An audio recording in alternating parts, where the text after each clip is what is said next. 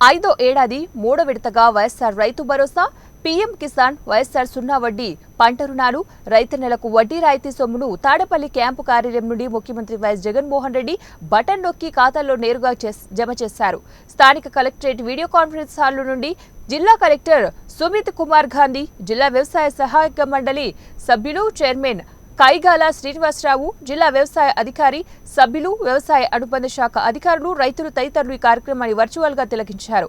ఈ సందర్భంగా జిల్లా కలెక్టర్ మాట్లాడుతూ కౌలు రైతులు పెట్టుబడి సాయం వినియోగించుకుని ఆర్థిక లబ్ధి పొందాలన్నారు.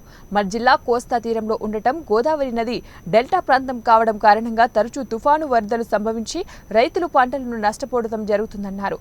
ప్రభుత్వం ఏ పంట కాలంలో దెబ్బతిన్న పంటలకు ఆ పంట కాలం ముగిసే లోపల పెట్టుబడి సహాయాన్ని కూడా అందించడం జరుగుతుందన్నారు.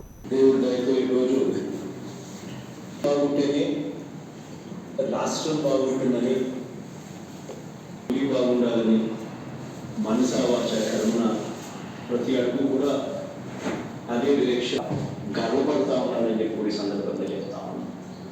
ఈ పెట్టుబడి రావడం వల్ల ఈ 13,500 రూపాయలు అది కూడా ఎప్పుడు కూడా ఎక్కడా కూడా మిస్ కాకుండా ఎదురయ్యే సమయానికి, పంట వేసే సమయానికి కరెక్ట్గా ప్రతి రైతుల చేతులను పెట్టడం, మళ్ళీ పంట కోసే సమయంలో అక్టోబర్ నవంబర్ మాసంలో మళ్ళీ పంట కోసే సమయంలో మరో 4,000 రూపాయలు ప్రతి రైతుల చేతుల్లోనూ పెట్టడం మళ్ళీ ఉపయోగపడుతుంది. మళ్ళీ ఆ తర్వాత రబీ పంట చేతికొచ్చే సమయానికల్లా మళ్ళీ జనవరి, ఫిబ్రవరి మాసం